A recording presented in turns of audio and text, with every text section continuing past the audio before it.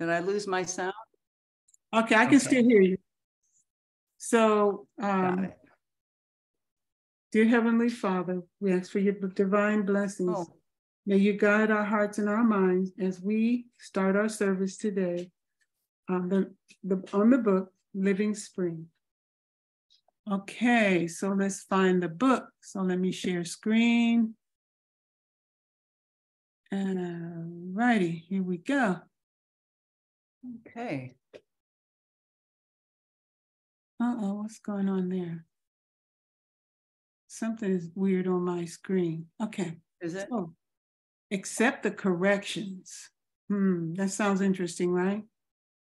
Mm-hmm. It is true that no discipline seems pleasant at the time. It seems painful later on. However, it produces the peaceable fruit of righteousness for those who have been trained by it. Paul and in Hebrew. So that means they're in both of these different places in the Bible. Mm-hmm. So, your turn. Okay. The soil is lacerated and torn under the pressure of the plow. However, it is not long until beautiful flowers and delicious fruit burst forth from its straightened furrows. Okay, wait a minute. Oop. Where did I go? Is that it? Yeah, well, there's more, but I just, okay. but Okay. what does this mean to you? Okay. Well, it's saying that when you're getting prepped for your seeds and for growth, the soil, if under a plow, it rips it up and it goes under the ground and it makes a deep furrow. But if you plant that after it's all kind of torn up, then you have flowers and fruit. So like in life, I guess, discipline can seem hard and painful, but you need to have the prep of your being through discipline so you can then get the fruits, I think, of your work. Correct. I like that. Yeah. Okay. Yeah. When pruned, the trees loses a lot of sap, becoming undernourished and ugly. However, in just a few weeks, it acquires new robustness, manifesting beauty and abundance. The humble water leaves the comfort of this. Okay, that's different. So yeah, it's exactly what you were saying. The hard work brings forth the beauty. And so in life, it's the same thing. They're saying, no matter how hard your situation is, regardless to whether or not you lost a job, lost your friends, or whatever it is, to keep your head up. Yeah. Keep the process going. If it's keep reading, keep nourishing your mind so that when you do get a job, if that's what you're looking for, you'll be ready for it. Yeah, and your spiritual growth, you need discipline. Also. True.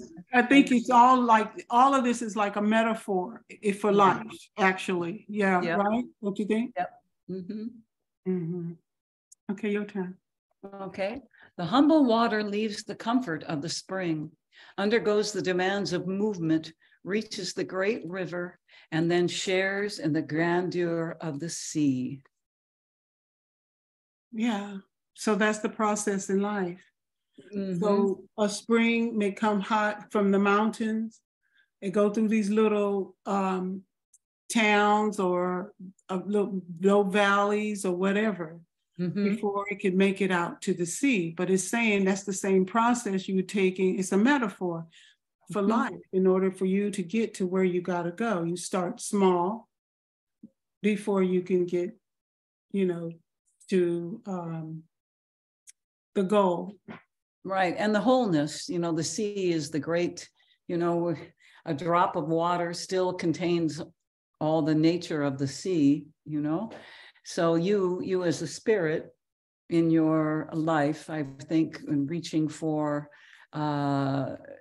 wholeness or oneness with the heavenly source, or with the Christ, or with God, that, you know, you have to keep going forward, so you can then join the larger area of wholeness, I would think. Kind of seems to be the goal, to not be alone, you know. Uh-huh. So What occurs in the simple sphere of nature also occurs in the complex realm of the soul. there we go. Yeah. There it is. The soul is complex because it has it's like an onion. You've got to go through all these different layers of consciousness. Mm-hmm. But, you know, trying to get you to become aware of what you need is what is the work. You know, being able to admit that you need to change a behavior even is plowing, you know, like, for instance, not being a good listener. I was just listening to someone earlier about losing their job. And I was telling them a story about someone I know who lost their job, and they're not a good listener. In fact, they're so defensive, you know, and you know how sometimes people could talk and they override you, they talk louder than you so that they don't have to listen to you. But that's the type of personality the person was that lost their job. And they're the last ones to know it. And no matter what you say to them, they don't want to hear it. And it's not our job to make them. So you live and you learn. Right. So I can see why they probably lost their job, if they were unwilling to listen or grow or take in feedback. It's just feedback, you know? Correct. Yeah. And the boss was sitting right next to them. And the person who was giving a demonstration to the group was asking her to be quiet. And they didn't do it. I'm like, really? Well, they might have an attention deficit disorder. It could be a whole mass of things, but either way it goes, this is like, the point is that it's this one avenue of their life that they got a wake-up call on. And the harshness of it is what they're bumping up against. How hard it was on their ego, how their pride, you know, everybody knows they got fired, and everybody knows that they're not a good listener, you know, but that person. So, but this is how they have to learn. And I don't see anything wrong with it. You know what I mean? If this is how you got to learn, then so be it. Exactly. A lot of times we have to get whacked before we, you know, or leveled before we'll listen or take stock. I was watching something, I can't remember what it was. Oh, I think it was The View.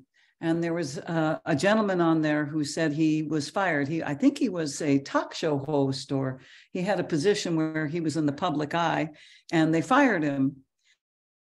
And he went home and he went with it to see his mother, and he was moping around and upset. And his mother said, "You better look in the mirror and figure out why they fired you, because it's your responsibility, and it is on you. It is on you, if you are fired, to figure out why and what you need to do better." And he said he took it to heart and looked at himself. Reminds me of the Michael Jackson song, I'm looking at the man in the mirror, you know. That's an excellent way of putting it. That's excellent. You know, that's excellent. So yeah, that's true. It is a very, it's gut-wrenching, heart-hurting, but it's something that has to be done if you want to move forward. Very much so. You got all that education behind you. You didn't get it for no reason. So do your work.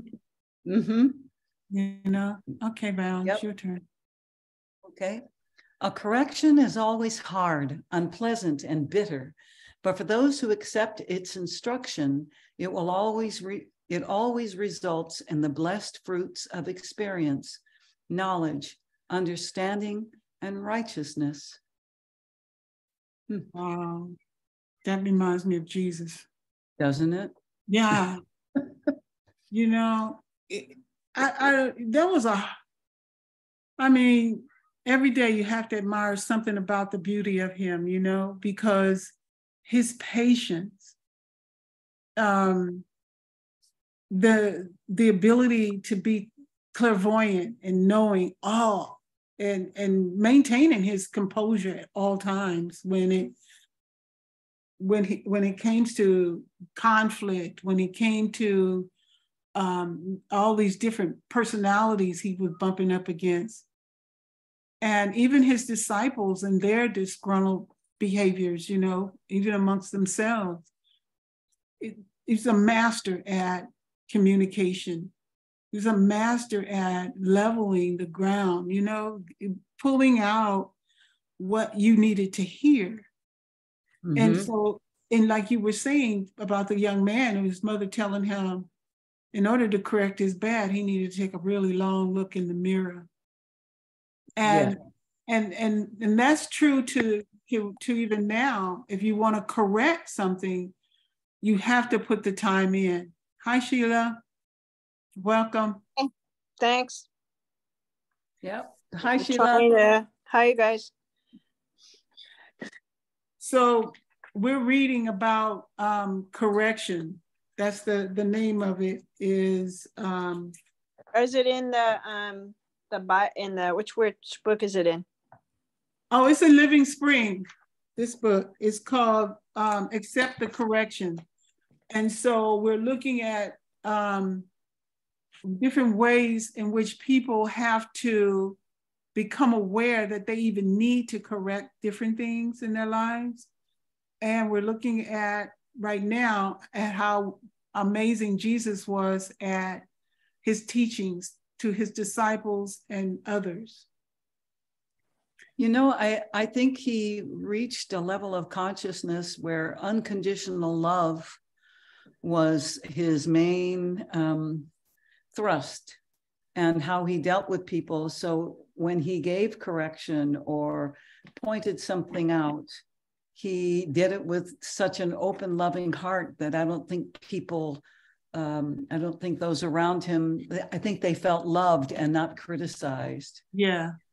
So, and you know, he had really reached a level of that state, and so people, you know, to feel loved, I think, is the most important thing, in a correction, that you're not being attacked, but like earlier, the way of nature, how you have to prune things, and you have to, you know, work with the dirt and work with things so you can have the fruit. So, and I think that love was his major message. You're right. He did speak from the heart. Mm-hmm. And he, to me, had an amazing way of piercing the heart. Mm-hmm. You know, and it had to be heartfelt. Even thinking about it, it's amazing, you know. When you say piercing the heart, you mean like deep compassion, or what how would you describe that?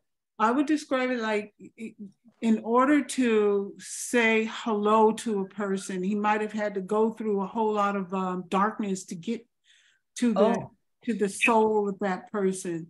He had to pierce through all their shadows, their ignorance, mm-hmm. you know, to say hello to them. And then, just like that woman that he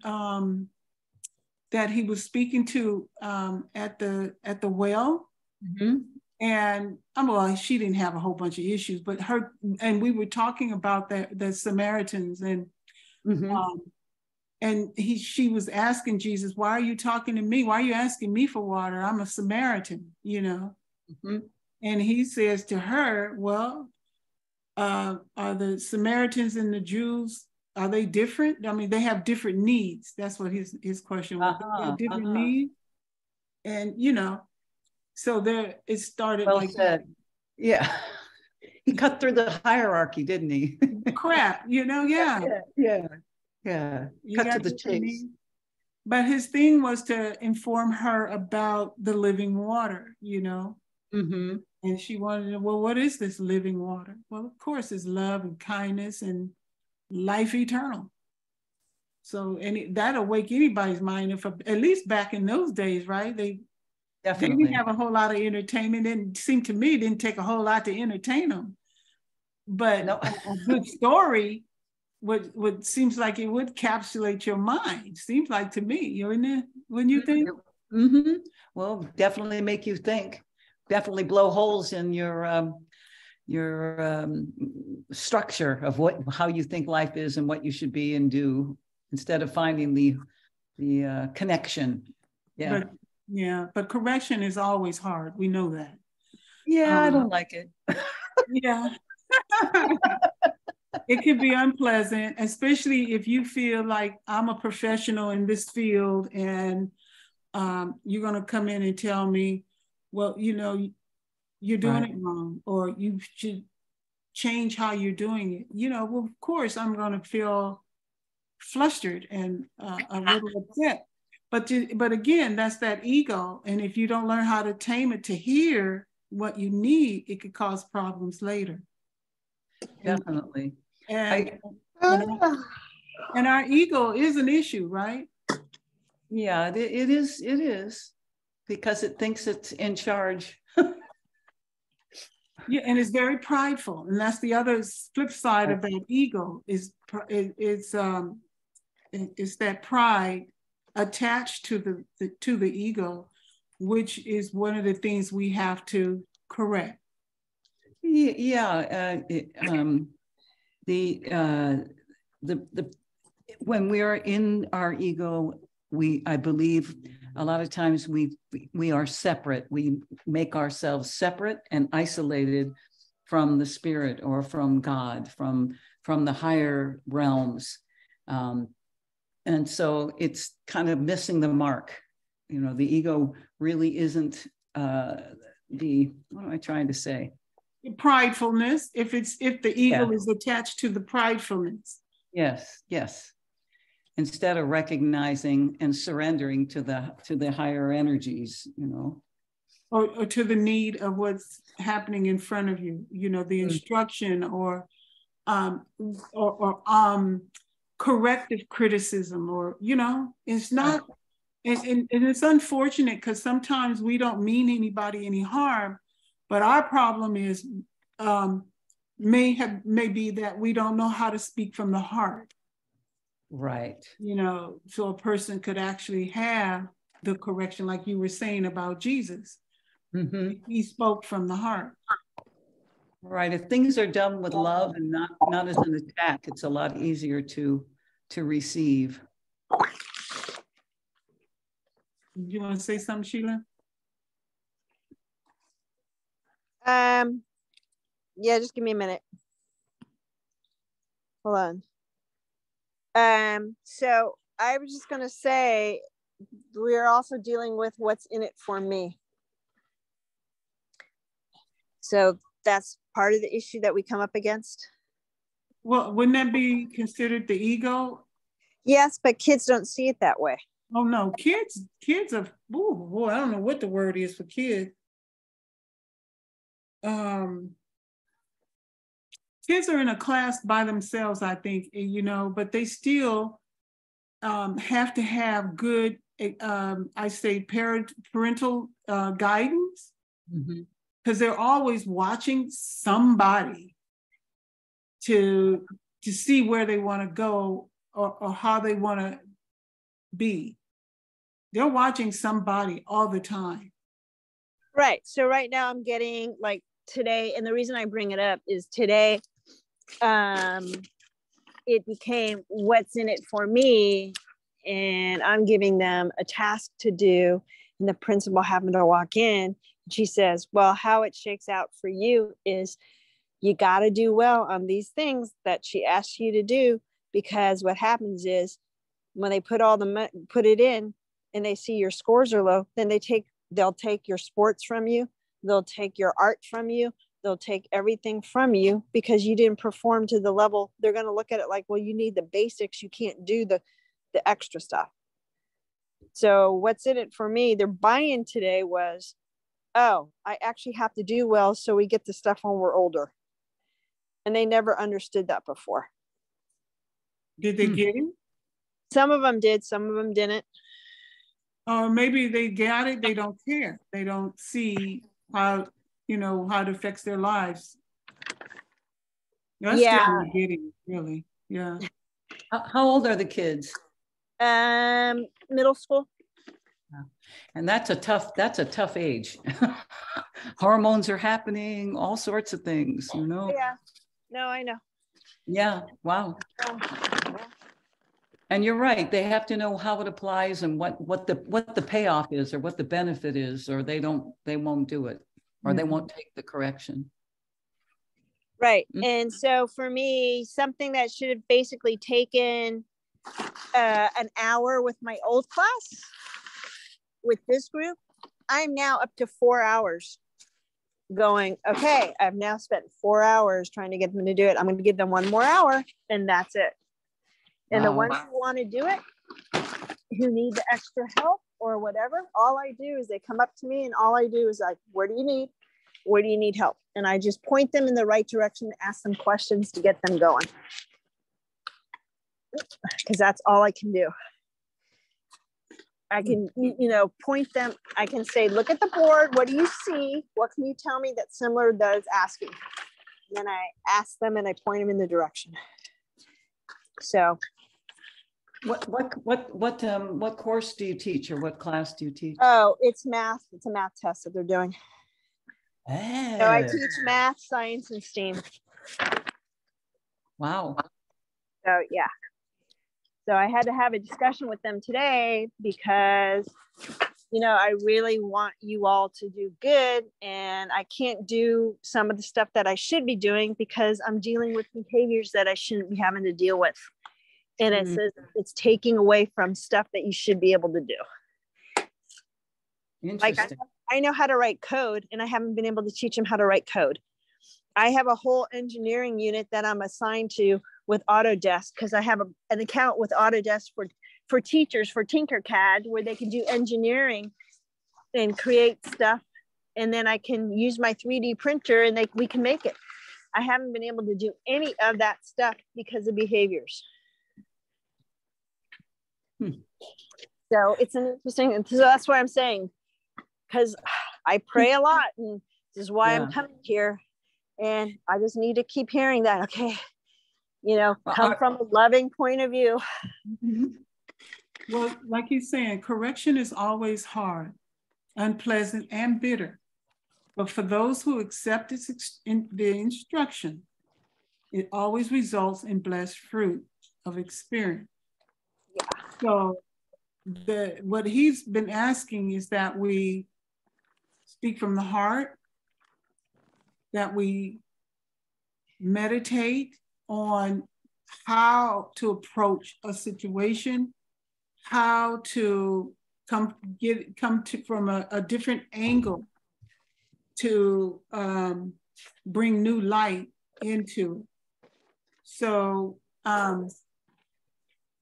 acknowledge and understanding and righteousness. So I think that I don't know your process really. So you got a tough job.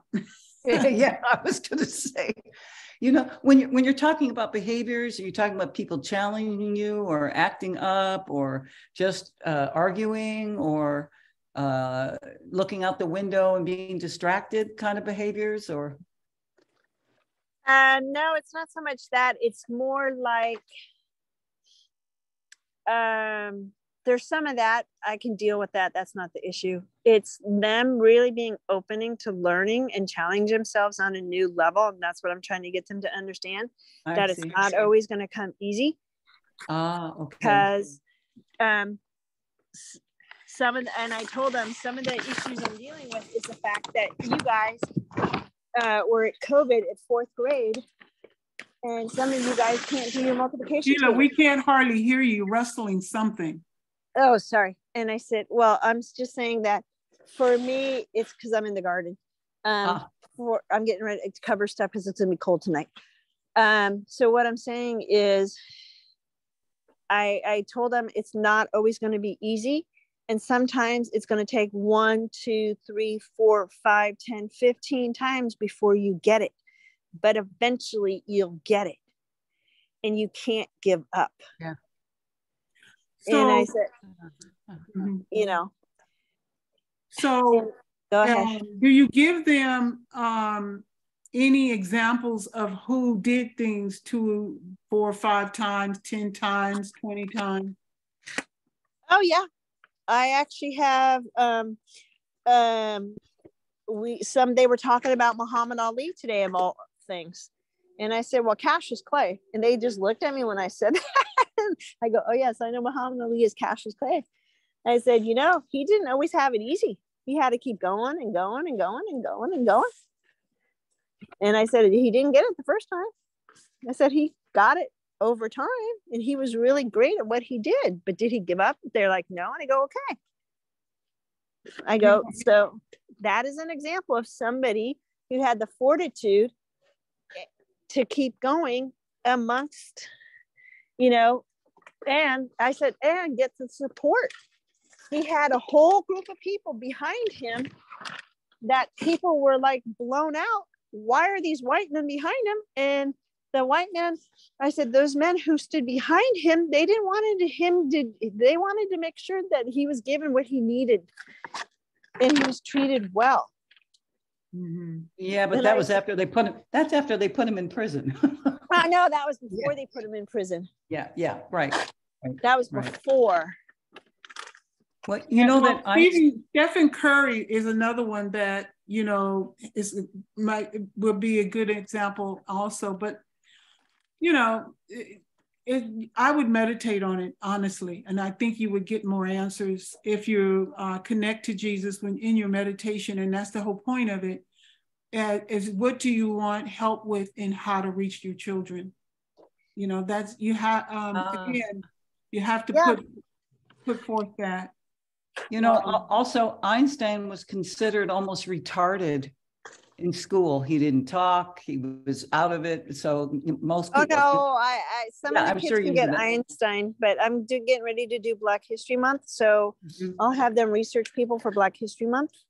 And I just pulled one of my books, so every day I've been coming out with something that they don't know about. It's like I was just telling them, oh, this is where Howard University started. And only a couple of the kids who have family in the South knew what I was talking about. Okay, Val. Okay. Where are we? The soil. Okay. All right, let me move over okay. The soil, the trees, the water must bear correction because they have no choice in the matter, but the human being, the champion of intelligence on the planet, is free to accept it and harbor it in his or her heart. Correction. So they have no choice, but the human being, because we have free will, there you go. We have a choice.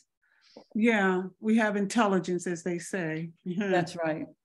And free will. And free will. And is free to accept it and harbor it in his or her heart. Wow. You know, yeah. You know, that's a big one. The human being, the champion of intelligence on the planet, is free to accept it and harbor it in his or her heart. Wow. Right. Well, I think we lost her. Yeah, she's working out there anyway. Yeah, I gotcha. Yeah. Okay. And she probably couldn't hear, and her reception is iffy unless she be still. So I think this is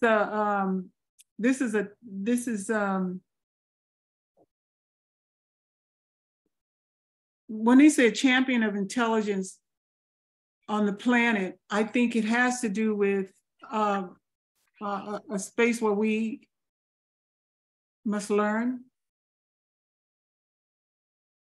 Yes.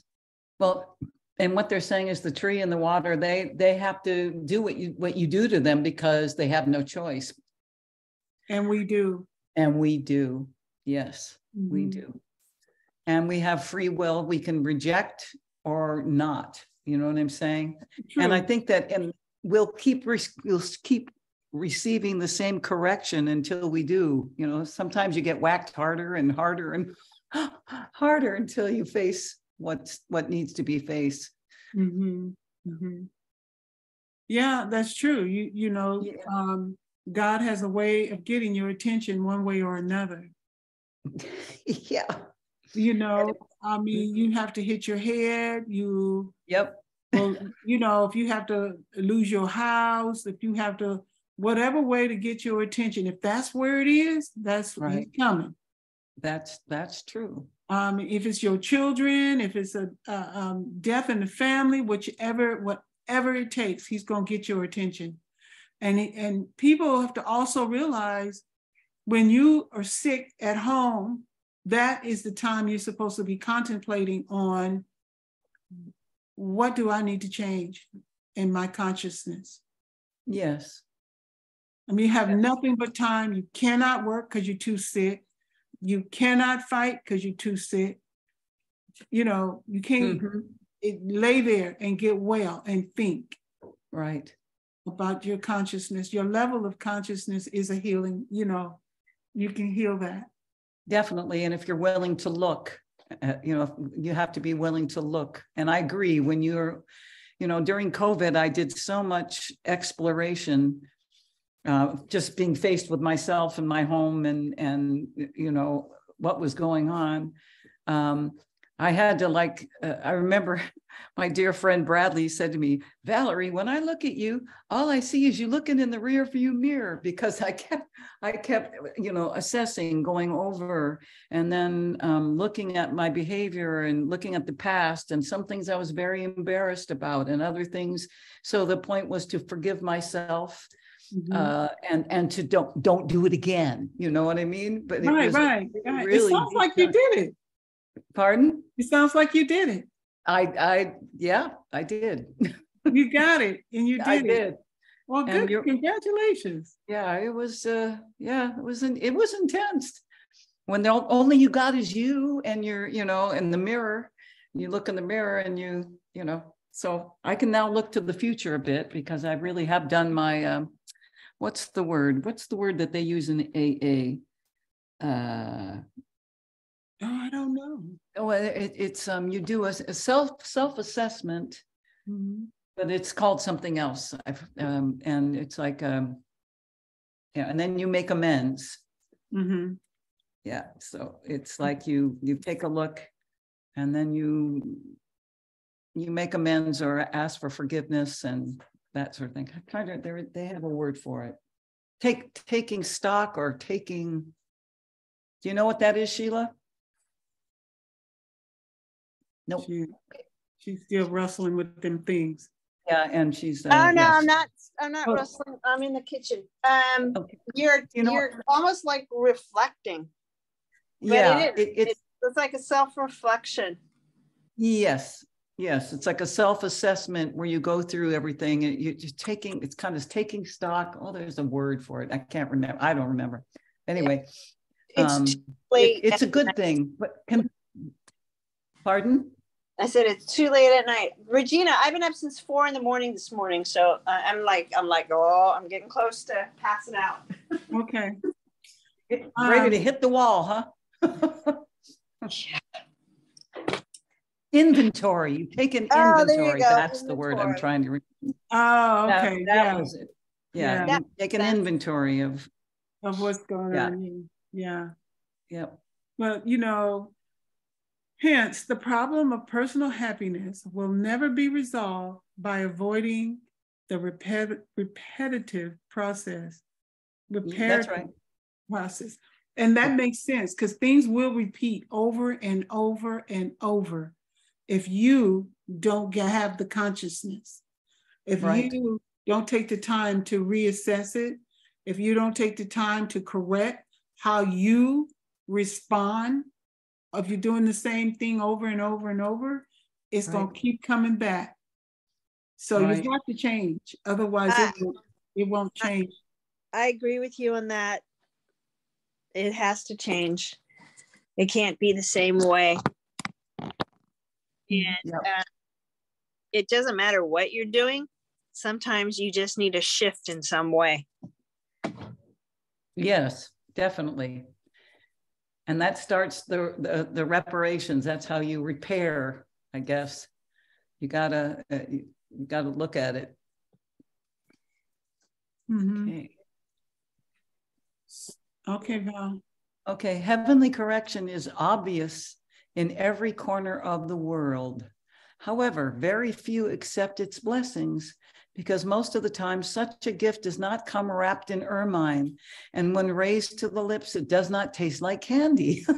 It is clothed in it's clothed in thorns or mixed with gall under the guise of a curative and salutary medicine.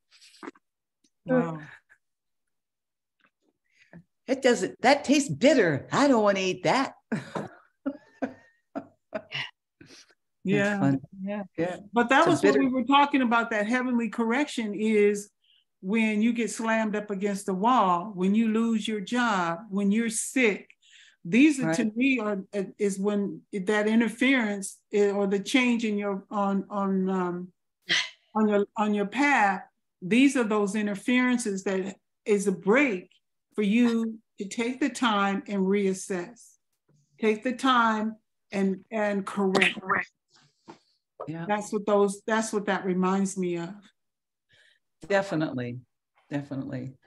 You know, a lot of times when I would look, you know, try to figure out, well, why does this keep happening? It was like I would hide it from myself. I mean, I couldn't get to it. It would, and so then I beat up on myself because I know I'm doing this, but I don't know how I'm doing this. How do I stop doing this?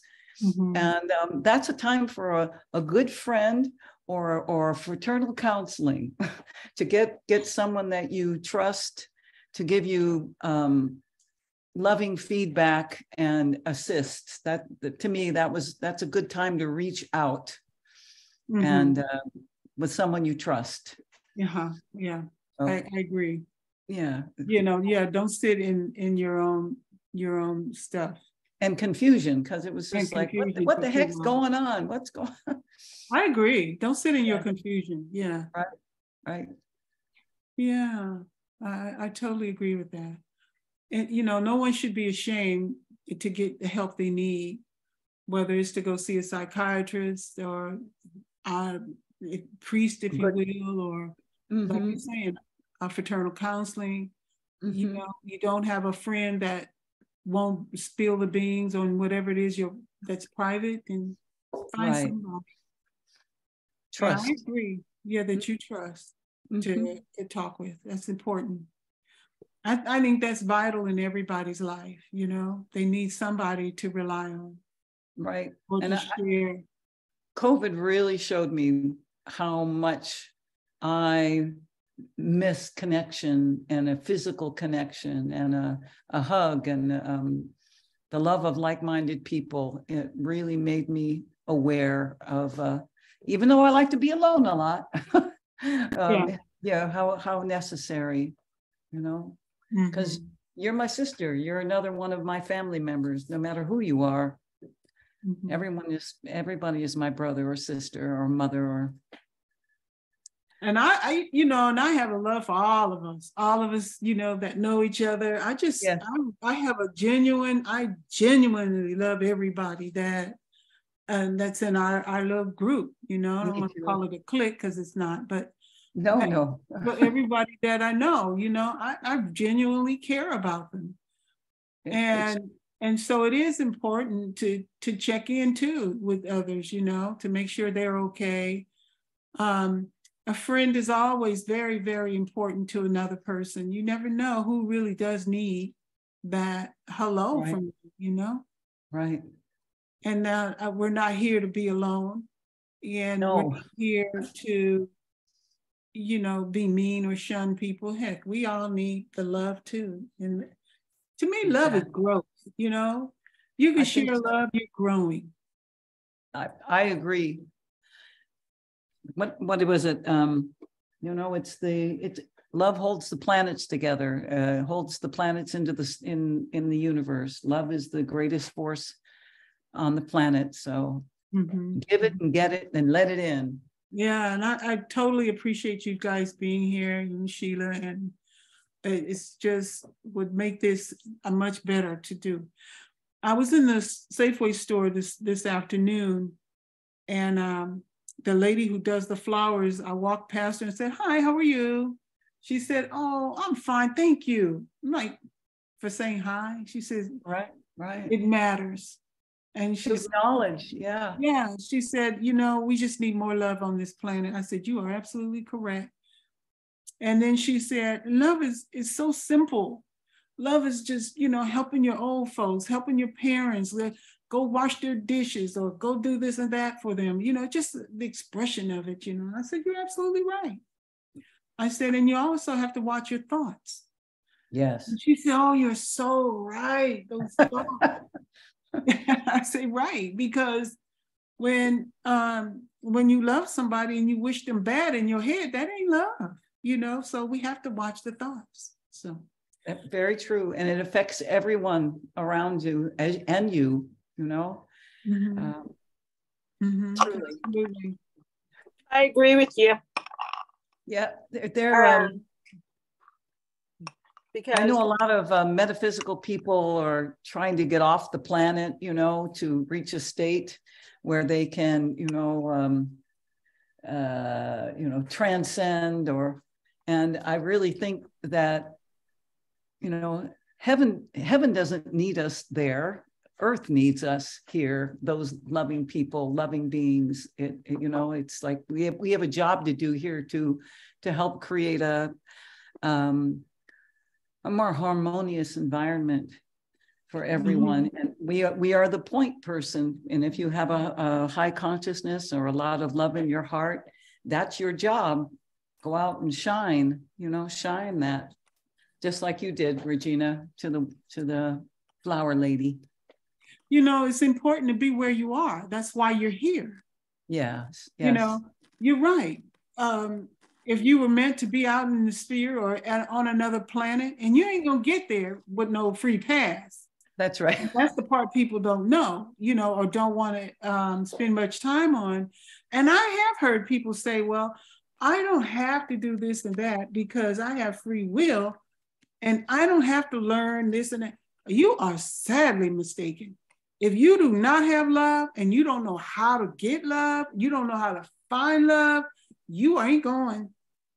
No, you know, I don't care who you think you are, you will not be there.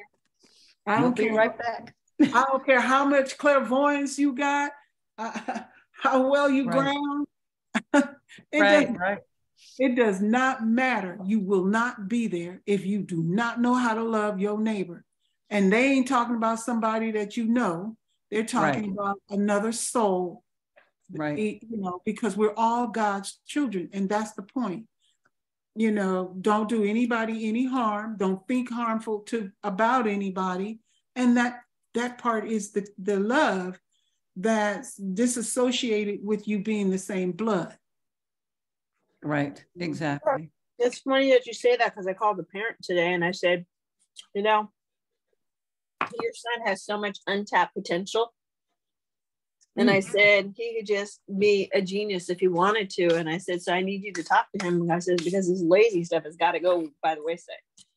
And then I told her that the kids that I have here are as smart, if not smarter than the kids that I've taught in rich. I've been in a rich district too.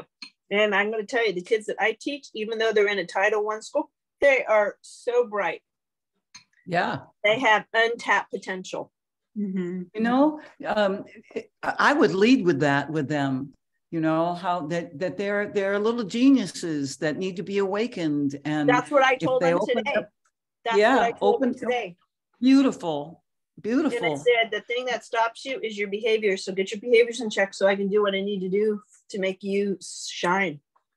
Yeah. To open their minds. And it doesn't matter that they missed a lot of fourth grade or, you know, we all were set back by COVID, but doesn't mean that they're incapable. No, Just it doesn't means mean that they're they incapable. need more. I mean, I would go. Yeah, I remember when my father once, you know, I was having trouble in school as a kid at one point in time.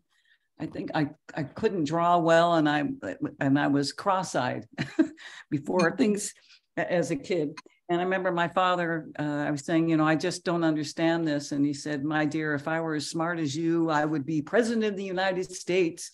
And he helped me to believe in myself. Even and things changed for me because he believed in me. So I think that's wonderful that you tell them they're geniuses and that they're capable, and that's the best thing you could possibly do for them. That's important. You know? Yeah, I think it's and that lovely. the world needs them. We need them. Yes. We need them to have common sense, to be grounded in leave those things alone, please, for now, because you're gonna make too much noise. That's Kalia.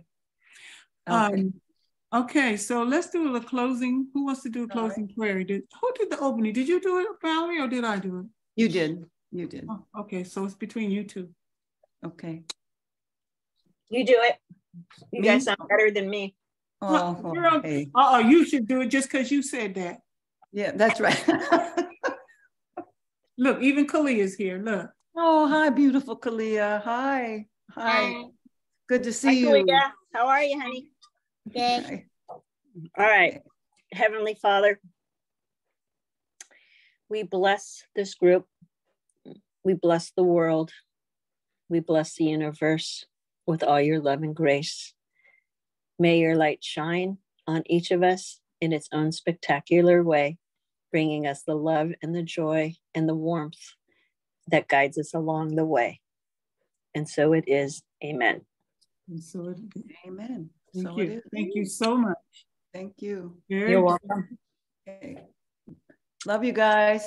Love you too, Val. All right. Thanks. See you